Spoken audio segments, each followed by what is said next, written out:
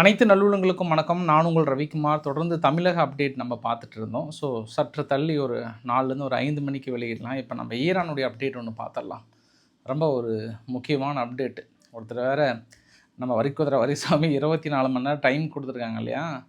அதில் 2 தரப்புலையும் இருக்கக்கூடிய நிகழ்வுகள் பார்த்தோம் அப்படின்னா சற்று ஆக்ரோஷமாக தான் இருக்குது. ஒரு 4 கப்பல்கள் பக்கம் இவங்க அமெரிக்க தரப்புலேருந்து தாக்கல் நடத்தினாங்க. அதனால் இன்றைக்கி ஈரானும் ஒரு கப்பல் மீது தாக்கல் நடத்தியிருக்காங்க. கொஞ்சம் உச்சக்கட்டத்தில் இருக்குது. அடுத்த கட்ட பரபரப்பை நெருங்கி இருக்கிறது. ரஷ்யா ஓடி வந்து நான் உதவி பண்ணுறேன்ற மாதிரிலாம் சொல்லியிருக்காங்க. அதனால் சுற்றி இருக்கக்கூடிய நிகழ்வுகள், அந்த பரபரப்பான சம்பவங்கள் என்ன, அதை பற்றி ஒரு முழுமையான தொகுப்பு பார்த்து விடலாமே. வாங்க நண்பர்களே, சற்று ஈரானுக்கு போயிட்டு வந்துடலாம். கொஞ்சம் வாங்க அப்படின்ற மாதிரி கூப்பிட்ற மாதிரி இருக்குது. ஸோ வீடியோக்குள்ளே போகிறதுக்கு முன்பு நீங்கள் நம்ம சேனலை சப்ஸ்கிரைப் பண்ணலாம். சப்ஸ்கிரைப் பண்ணிவிட்டு வாங்க. மறக்காம பெல் பட்டனை கிளிக் பண்ணி ஆல் ஆப்ஷன்ஸ் கொடுங்க. வீடியோக்குள்ளே போகலாம்.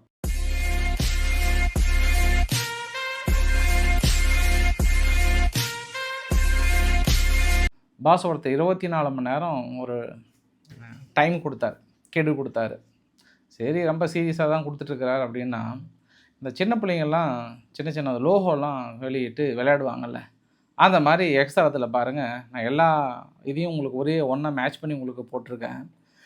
பை ட்ரோன் அப்படின்றதும், அப்புறம் வந்து ட்ரோன் வந்து லேசர் மூலிமா சுட்டு வீழ்த்துறேன் அப்படின்னு சொல்லப்படுறதும், அடுத்தது அவங்களுடைய கப்பல்கள் கடலுக்குள்ளே மூழ்கி இருக்கிறதும், பட்டர்ஃப்ளை மாதிரி அவங்களோட ட்ரோன்லாம் பறந்துட்டு இருக்குன்ற மாதிரி நீங்கள் பார்த்துருக்குற இந்த மீம்ஸ் எல்லாமே என்னென்னா, அவர் தனது எக்ஸரத்தில் வெளியிட்ட மீம்ஸ். அடுத்தடுத்து சின்ன பிள்ளைங்கள்லாம் விளையாடுவாங்கல்ல, அந்த மாதிரி விளையாடிட்டு இருக்கிறார். ஏதோ ஈரான் அடிச்சிருவோம் பிடிச்சிருவோம் அப்படின்ட்டு மறுபடியும் பழையபடி ஆரம்பிச்சிருக்கிறார். அவங்க ஈரான் தரப்பில் வந்து அந்த லெஹோ மூவி இருக்கும். அந்த லெஹோ மூவியை பேஸ் பண்ணி அவங்க ஒரு வீடியோ பதிவாக வெளியிடுறாங்க. இவர் என்ன பண்ணுறாரு, அதை சைல்டிஷ் மாதிரி எடுத்து, இங்கே பார் பட்டர்ஃப்ளை மாதிரி பறக்க போகுது, உங்கள் கப்பல் மூழ்க போகுது, அடிக்க போகிறோம், உங்கள் கப்பல் வெடிக்க போகிறத பார்க்க போகிறன்ற மாதிரி இவர் எக்ஸலத்தில் வெளியிட்டிருக்கிறாரு. நான் நினைக்கிறேன் இந்த ஈரானுடைய அட்மினும் இந்த பக்கம் ட்ரம்ப்புடைய அட்மினும் ஏதோ பேசி வச்சுக்கிட்டான்னு நினைக்கிறேன். 24 மணி நேரத்துக்கு அப்புறம் நம்ம ட்விட்டர்லேயே வச்சு சண்டையை வச்சு செய்யலாமான்ற மாதிரி தான் இருக்குது. உலகம் எதை நோக்கி நகர்ந்துட்டுருக்கு. எதுவும் சைல்டிஷ் பிஹேவியர் மாதிரி உட்காந்துட்டு எதை வெளியிட்டு இருக்கிறீங்களே, இது நியாயமாக பாஸ் அப்படின்ற ஒரு கேள்வியோடு ஆரம்பிச்சிடலாம். அது இல்லாமல் இன்றைக்கி ஐஆர்ஜிசியோடைய நேவி வந்து என்ன சொல்லியிருக்காங்கன்னா, இது கொஞ்சம் இறுதி வார்னிங், இதுக்கப்புறமும் மீறினீங்க அப்படின்னா நாங்கள் உங்களுடைய அமெரிக்காவுடைய பேஸை நாங்கள் அடிக்க வேண்டியது இருக்கும், அவ்வளோதான், ஜஸ்ட் டைம் லிமிட் வந்து முடியுதுன்ட்டாங்க. அவங்க என்ன 24 மணி நேரம் கொடுக்குறது, அவங்களோட டைம் லிமிட் முடிஞ்சுன்றாங்க. ஏன் ஈரான் வந்து இவ்வளோ ஒரு டார்கெட்டாகவே நாங்கள் அடிக்க போகிறோம் அப்படின்னா, இந்த வரைபடத்தில் பார்த்தீங்க அப்படின்னா ஒரு 4 இடத்துல இல்லை, ஒரு 5 இடம் பக்கமே இருக்குது. கடந்த ஒரு 3 நாட்களாகவே அமெரிக்காவுடைய ஃபோர்ஸ் என்ன பண்ணுறாங்க, ஈரானுக்கு சம்மந்தப்பட்ட டேங்கர் எல்லாமே வந்து டிசேபிள் பண்ணுறாங்க. அந்த டேங்கரை வந்து நகர முடியாத அளவுக்கு, மறுபடியும் பயன்படுத்த முடியாத அளவுக்கு வந்து தாக்கல் நடத்துகிறாங்க. அது சேட்டலைட் இமேஜஸ்லேயே தெரியுது. ஒரு சில இடத்துல வந்து ஆயில் வந்து கீழே போகிறதுமே தெரியுது. இது எல்லாமே அவங்களுடைய ஈரானுடைய அந்த கொஷம் ஐலாண்டு பக்கத்தில் ஒரு 7.4 கிலோமீட்டர் பக்கத்தில் தான் இந்த தாக்குதலே நிகழ்த்தியிருக்காங்க. அப்போ இந்த தாக்குதல் பார்த்து அப்படின்னா கிட்டத்தட்ட 4 கப்பல் 4லேருந்து 5 கப்பல் நடத்திட்டாங்க. ஷார்ட் பீரியடில் எல்லாமே அடித்து அங்கங்கே வந்து ஃபில் ஆகிறனால என்னாச்சுன்னா, இவங்க இன்றைக்கி அதனுடைய கோபத்தை வந்து வெளிப்படுத்தியிருந்தாங்க. ரொம்ப நாளைக்கு அப்புறம் கத்தார் பக்கத்தில் ஒரு கப்பல் ஒன்று, அதுவுமே நிலைநிறுத்தப்பட்ட கப்பல் தான் சொல்கிறாங்க, அது அமெரிக்கா லிங்க்டு உள்ள கப்பல்னு சொல்லிட்டு இன்றைக்கி இவங்க அடிக்கிறாங்க.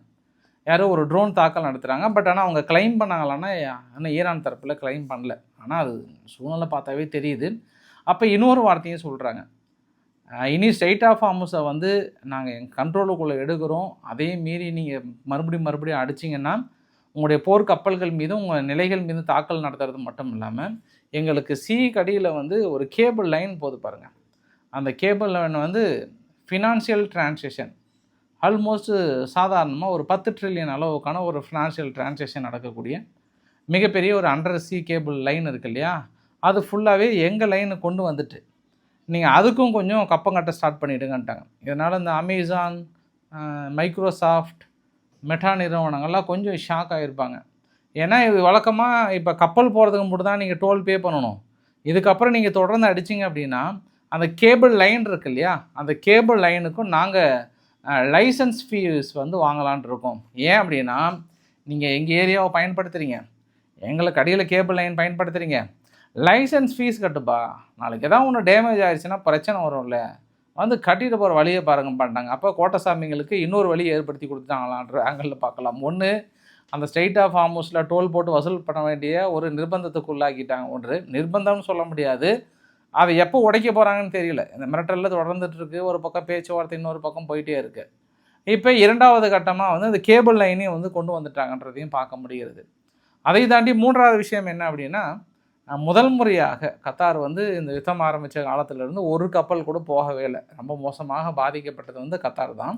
கத்தார் முதல் முறையாக ஒரு எல்என்ஜி டேங்கர் பாகிஸ்தானுக்காக கொண்டு போகிறாங்கன்ற மாதிரி வந்து சொல்லியிருந்தாங்க. அதுலேயும் அமெரிக்கா வந்து என்ன சொன்னாங்கன்னா, நாங்கள் தான் ப்ரெஷர் கொடுத்து வழிவிட சொன்னோன்றாங்க.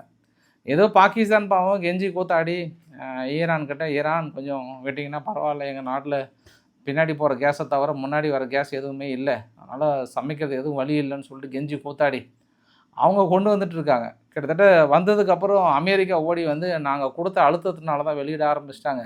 ஸ்ட்ரெயிட் ஆஃப் ஹார்முஸ் ஆப்ரேஷன் சக்ஸஸ்னா இந்த இடத்துல அமெரிக்கன்ற பாருங்க, ஈரான் டென்ஷன் ஆக மாட்டாங்களா? எப்பா பாகிஸ்தான் பேச்சுவார்த்தை நடத்துறதுக்கு தான் இப்படி போய் பேசிகிட்டு இருக்குது, இதை கூட சத்தமாக சொல்ல மாட்டியா? நாங்கள் தான் பர்மிஷன் கேட்டு வாங்கணும்னு சொல்ல மாட்டியான்ற ஒரு கோவத்தில் தான் இருந்திருப்பாங்கன்னு நினைக்கிறேன் நான் பார்க்கும்போது தெரியுது. ஆனால் இன்னொரு ஆங்கிள் என்ன அப்படின்னா, இந்த ப்ளூம்பர்க் பண்ணுற பத்திரிகைகள்லாம் வந்து என்னதான் ஸ்ட்ரெயிட் ஆஃப் ஹார்முஸில் ஈரானுடைய கப்பல் பெருசாக இவங்க வர முடியாதுன்னு பார்த்துக்கிட்டா கூட, அதுக்குள்ளேயே என்ன பண்ணுறாங்கன்னா, அந்த தடை விதிக்கப்படாத கப்பல்லாம் இருக்குல்ல, அந்த தடை விதிக்கப்படாத கப்பல் வந்து ஷிப் டு ஷிப் வந்து ட்ரான்ஸ்ஃபர் பண்ணுறாங்க. இல்லைனா ஒரு சில கப்பல் வந்து ஸ்ட்ரெயிட் ஆஃப் மல்லாக்கா வரைக்கும் போயிட்டு ட்ரான்ஸ்ஃபர் பண்ணியிருக்கிறாங்க, மற்றொரு நிறுவனத்துக்கு வந்து விற்றுட்ருக்காங்க. அதாவது 22 மில்லியன் பேரல் பக்கம், ஆல்மோஸ்ட் 2 பில்லியன் பக்கம் ட்ரான்ஸ்ஃபர் பண்ணியிருக்கிறாங்கன்ற மாதிரியான ஒரு குற்றச்சாட்டுமே. நார்மலாகவே ஈரானுடைய பலம் இதுக்கு முன்பு எப்படி இருந்ததுன்னா, ஏன் அமெரிக்காவால் பொருளாதாரத்தில் ரொம்ப ஸ்ட்ரிக்ட் பண்ண முடியல அப்படின்னா, இங்கே கிளம்புற நிறுவனமும் சரி, அங்கே ரீச் பண்ணுற நிறுவனம் பார்த்திங்கன்னா வேறு கப்பல்களாக இருக்கும். தடை செய்யப்படாத கப்பல்கள் மாதிரி யூஸ் பண்ணிட்டு இடையில் கடற்பகுதியிலே மாற்றிப்பாங்க ஃபுல்லாகவே. அதை அவங்களால கெஸ் பண்ணவே முடியாது. அந்த ஒரு டாக்டிக்ஸை வந்து மறுபடியும் பயன்படுத்திகிட்டு இருக்காங்க. அதனால் பெருசாக இம்பாக்ட் இருக்குன்னு எங்களுக்கு தெரியலன்ற மாதிரி ப்ளூம்பர்க் பத்திரிக்கை ஒரு அதிர்ச்சி தகவலை கொடுத்துருக்காங்க. அந்த அதிர்ச்சி தகவலுக்கு அவங்க அதெல்லாம் கிடையாது, நாங்கள் என்ன தடுத்துட்டு தான் இருக்கோம் அப்படின்ற மாதிரி அவங்க தரப்புலேயும் சொல்லியிருக்காங்க. அதனால தான் ஒரு கட்டத்துக்கு மேலே தாக்குதலில் இறங்கியிருக்கிறாங்கன்றதையும் பார்க்க முடிகிறது. சவுதியினுடைய அரம்கோ நிறுவனம் வந்து 32 பில்லியன் ஃபஸ்ட்டு பில்லியனுடைய குவார்ட்டரில் ப்ராஃபிட்டு மட்டும் இருக்குன்றாங்க. ஏன்னா இப்போ தாக்கல் நடந்ததுக்கப்புறம் பெரிய பாதிப்புக்குள்ளாகும்னு நினச்சாங்கன்னா, இவங்க அந்த ஈஸ்ட் வெஸ்ட் யான்பு பைப்லைன் இருக்கு இல்லையா, வழக்கமாக ஸ்ட்ரெயிட் ஆஃப் ஹார்முஸில் கொண்டு போகாமல் அப்படியே கொண்டு போயிட்டு ரெட்சி கடல் பகுதியில் நிறுத்திட்டு அங்கேருந்து வெளியேற்றுறாங்க இல்லையா, அதனால் எங்களுக்கு பெருசாக பாதிப்புகள் இல்லை. ஏற்றுமதி குறைந்தாலும் இங்கே விலை குறையவில்லை இல்லை, அதனால் அவங்க அதை ப்ராஃபிட்டு சொல்கிறாங்க. இதற்கு முன்பு நான் 2-3 கப்பல் அனுப்புகிற ப்ராஃபிட் வந்து ஒரே கப்பலில் வருது. ஏன்னா இதற்கு முன்பு $49 $48 அந்த மாதிரி தான் இருந்தது. இப்போ தான் 100 120ன்னு போதில்லை. அப்போ நீங்கள் 4 கப்பல் அனுப்ப வேண்டிய இடத்துல ஒரு கப்பல் அனுப்புனீங்கன்னாவே அதுக்கான ப்ராஃபிட் வருதில்ல. அதை சொல்ல வராங்க சவுதி அரேபியா. நாங்கள் ப்ராஃபிட்டில் தான்ப்பா இருக்கோம், எங்களுக்கு ஒன்றும் பிரச்சனை இல்லைன்றாங்க. இப்போ கத்தார் தான் மண்டையை சொரிஞ்சிட்டு உட்காந்துருவா, எப்பா நீ ஒரு பைப் லைனை போயிட்டு அந்த பக்கம் கொண்டு போயிட்டு பிரச்சனை இல்லை, நான்லாம் பாரு ஒரே ஒரு கப்பலை கெஞ்சி கூத்தாடி ஏதோ பாகிஸ்தான் வந்து அவங்ககிட்ட ரெக்வஸ்ட் பண்ணி அனுப்புகிறாங்க.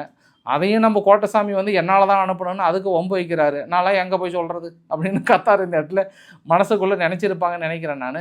பார்க்கலாம், நம்ம அங்கே இருக்கக்கூடிய சூழ்நிலை ரொம்ப சீரியஸாக இருக்கிறனால தான் இன்றைக்கி விக்டரி பரேட் நடந்தது. 9ஆம் தேதி, நேற்று மே 9ஆம் தேதி நடந்தது. நம்ம இங்கே தமிழகத்தில் இருக்கிற சூழ்நிலைனால நம்மளால் அது கொஞ்சம் சொல்ல முடியல உங்ககிட்ட. புடின் அவர்களுடைய விக்டரி பரேடு ஒரு பக்கம் பாருங்கள். இந்த பரேடில் வடகொரியாவும் வந்து கலந்துக்கிட்டாங்க. ஆனால் வழக்கமாக இதுக்கு முன்பு ரஷ்யானுடைய அணிவகுப்புனாவே வந்து ஒரு பிரம்மாண்டம் இருக்கும், நிறைய ஆயுதங்கள்லாம் வந்து பயங்கரமாக வரும். பட் அந்த மாதிரி ஆயுதங்கள்லாம் பெருசாக அவங்க இந்த டைம் கொண்டு வரவே இல்லை. ரொம்ப ஷார்ட் பீரியடில் ஒரு 40 நிமிஷத்துலேயே முடிச்சிட்டார்.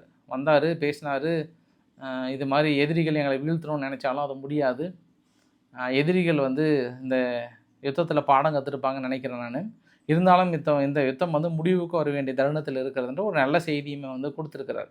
அப்போ என்ன ஒரு அட்வைஸ் கொடுத்துருக்கிறாருன்னா, அட்வைஸனில் ஒரு விஷயத்தையும் சொல்லியிருக்கிறாருன்னா, நார்மலாகவே நாங்கள் வந்து 6 மாதத்தில் கொலாப்ஸ் ஆகும்னு நினச்சாங்க, இப்போ எதிரி நாடுகள் தான் கொலாப்ஸ் ஆகிட்டேன்னு சொல்லிட்டு ஐரோப்பாவை தான் கடுமையான விமர்சனம் பண்ணியிருந்தார். அப்போ நான் ஈரானுக்கு சரி அமெரிக்காவுக்கு ஒரு ஆஃபர் கொடுக்குறேன், என்ரிச் பண்ண யுரேனியம் வந்து எங்கள் நாட்டுக்கு நாங்கள் ட்ரான்ஸ்ஃபர் பண்ணுறதுக்கு நாங்கள் முழு ஒத்துழைப்பு கொடுக்குறோன்றாங்க. அது இல்லாமல் இன்னொரு விஷயம் என்னென்னா, அந்த என்ரிச் பண்ண யுரேனியம் கூட அணு ஆயுதம் அளவுக்கு அவங்களாம் போகலை, அதுக்கு முன்கூட்டிய சுச்சுவேஷனில் தான் இருக்காங்க.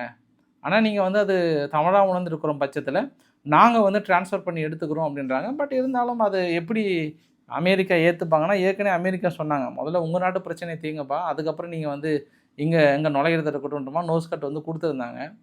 இருந்தாலும் பார்க்கலாம். இன்றைக்கி கூட அமெரிக்கானுடைய வெள்ளை மாளிகையிலிருந்து அரசல் பொருசலாக ஒரு வார்னிங் வந்து கொடுக்குறாங்க லைட்டாக.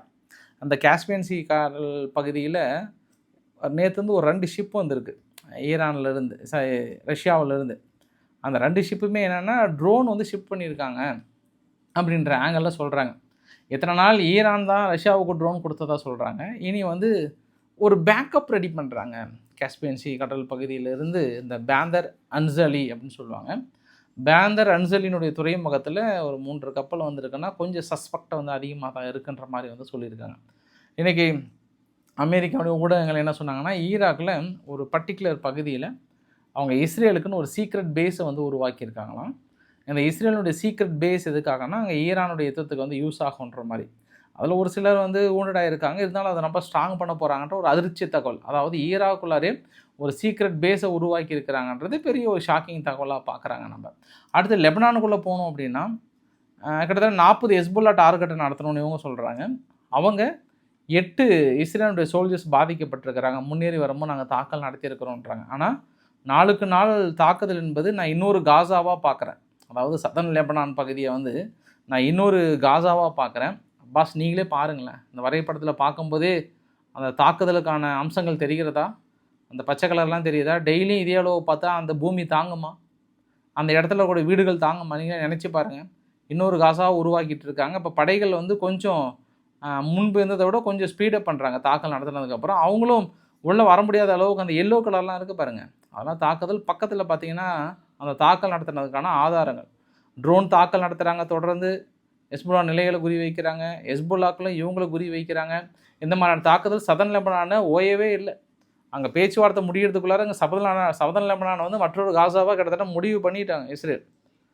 எல்லா வீடுகள் எதுவுமே இல்லாத கம்ப்ளீட்டாக தரைமட்டமாக்கணுன்ற ஒரு ரேஞ்சுக்கு வந்துட்டாங்க. இன்னும் ஒரு 10 நாள் இழுத்தாங்கனாவே கொஞ்சம் ரிஸ்க்கு தான். அதனால தான் ஈரான் அவசரமாக ஓடி வந்து பேச்சுவார்த்தை நிறுத்துங்கன்னு கேட்டால் கூட அந்த டைம் வந்து கொஞ்சம் ஷிஃப்ட் இழுக்கிறது எல்லாமே இஸ்ரேல் தனது தாக்குதலையும் தனது நிலைப்பாட்டையும் அதிகரிக்கிறாங்க. ஒரு நாளைக்கு 30 பேர் பக்கம் வந்து அந்த ஏரியாவில் கொல்லப்பட்டிருக்கிறார்கள் என்றதும் குறிப்பிட்ட தகவல். தொடர்ந்து ஹெஸ்புல்லா நிலைகளை வந்து தும்சம் பண்ணி தூளாகிட்டு இருக்கிறோன்னு இஸ்ரேல் தரப்பில் ரொம்ப கான்ஃபிடென்ட்டாக அடுத்தடுத்து தாக்குதலை முன்னெடுத்துகிட்டே இருக்காங்க. இந்த ஃப்ளோட்டிலியா மூலமாக ஒரு குரூப் வந்தாங்க இல்லையா, ஒரு 175 பேர் பல நாடுகள்லேருந்து உள்ளே வந்தாங்க இல்லையா, அவங்கள ஒரு 3 பேரில் 2 பேர் மட்டும் டீடைன் பண்ணாங்க. அந்த 2 பேர் டீடைன் பண்ணதில் ஒரு சில விசாரணைகள்லாம் முடிச்சுட்டு நாடு கடத்திட்டாங்க. கிளம்புங்கப்பா, இதுக்கப்புறம் இங்கே இருக்காதீங்க, எங்கள் கண்ணு முன்னாடி எதுனா கொஞ்சம் பிரச்சனை ஆயிரும்ன்றாங்க. துருக்கியினுடைய ஃபாரின் மினிஸ்டர் வந்து ஹமாஸ் டெலிகேஷனை வந்து ஆன்காராவில் மீட் பண்ணியிருக்கிறார். கொஞ்சம் ஒரு சில பேச்சுவார்த்தை நடத்தியிருப்பாங்கன்னு நினைக்கிறேன். மீட் பண்ணிங்களா இல்லை இருக்கிற இடம் ஏதாவது காட்டி கொடுத்துட்டிங்களான்னு தெரியல, கொஞ்சம் ஷேப்பாக பார்த்துக்கோங்க. ஏன்னா இங்கே கத்தார் மீதி பகுதி எல்லாமே வந்து ஈரான் அடிக்க ஹமாஸ் மீது இருக்கக்கூடிய அந்த கோபங்கள் வந்து இந்த அரபு நாடுகளில் கொஞ்சம் திரும்பி இருக்குது. முன்பு இருந்து அந்த ஹமாஸுக்கான ஆதரவு வந்து இப்போ இருக்கான்னா கொஞ்சம் அப்படியே டவுட்லேயே வச்சுருக்காங்க. அதனால் திடீர்னு ஒரு வேளை அங்கே இத்தாலியினுடைய ஃபாரின் மினிஸ்டர் வந்து துருக்கியினுடைய ஃபாரின் மினிஸ்டர் வந்து பேசியிருக்கலான்ற மாதிரி பார்க்கப்படுகிறது. நேற்று வந்து ட்ரம்ப் அவர்கள் ஒரு வார்த்தை சொல்கிறார், ஜெர்மனியில் இருக்கிற ட்ரூப் வந்து நான் போலந்துக்கு மாற்றலான் இருக்கேன். போலந்து நைஸ் கைஸ், ஒன்றும் பிரச்சனை இல்லை, ரொம்ப நைஸாக இருப்பாங்க, அதனால் பிரச்சனை இல்லை. ஆனால் ஜெர்மனி ஃப்ரைட் ரைஸ் அப்படி இல்லை, எப்போ பார்த்தாலும் வறுத்து சாப்பிட்ற வேலையாலே இருப்பார். அதனால் நம்ம ஏன் அங்கே ஷிப் பண்ணக்கூடாதுன்ற மாதிரிலாம் ஒரு பெரிய ஒரு ஆதங்கத்தை வந்து சொல்லியிருந்தார். பட் இப்போ பார்க்க முடிகிறது என்ன சொல்கிறாங்கன்னா, ட்ரம்ப்பை வந்து சமாதானப்படுத்துவதற்காக ஏன் நம்ம நாட்டில் இருக்கக்கூடிய வீரர்களை, அமெரிக்க வீரர்களை அங்கே ஷிப் பண்ணுறதுனால நாங்கள் அமெரிக்கா கிட்ட டொமோவஸ்க் மிசைல்ஸ், குரூஸ் மிசைல்ஸை வந்து வாங்குகிறோம், இது வந்து நான் எங்களுக்கு ரொம்ப ஆர்வமாக இருக்கும்னு சொல்லிட்டு ஒரு உத்தரவு கொடுத்துருக்காங்க. இதெல்லாம் எதுக்குன்னா ட்ரம்ப்பை சமாதானப்படுத்தணும் அப்படின்னா ஒரே ஒன்று தான், உடனே ஒரு ஆயுதங்களை வாங்குறேன்னு சொன்னால் அவர் கொஞ்சம் அப்படி கூலாகிடுவார். வெரி குட் வாங்க ஜெர்மனி, உங்களை தான் எதிர்பார்த்துன்ற மாதிரி வந்து பெரிய அளவுக்கு சொல்லுவார்ன்றது ஒரு கூடுதல் தகவலாக பார்க்க முடிகிறது. இந்த வீடியோட நிறைவு பகுதியில் அடுத்த பதிவு அவங்கக்கிட்ட போகிறேன் நான். ஆரம்பமே அமர்க்கலமாக இருக்குது. தமிழக அரசியல் நிலவரங்கள் கொஞ்சம் அட்டாக்கிங் மோட்லாம் வந்து ஸ்டார்ட் ஆகிடுச்சுன்னு நினைக்கிறேன் முதல் நாளே. அது என்னன்றது உங்களுக்கு 4 மணியில் சுவாரஸ்யமாக நான் தொகுத்து வழங்குறேன், 4லேருந்து 5 மணி வாக்கில். சரி, ஓகே. ஸோ பிடிச்சிருந்தால் லைக் பண்ணுங்கள், ஃப்ரெண்ட்ஸுக்கு ஷேர் பண்ணுங்கள், சப்ஸ்கிரைப் பண்ணுங்கள். ரவிக்குமார் சோமு சேனல். நன்றி, வணக்கம்.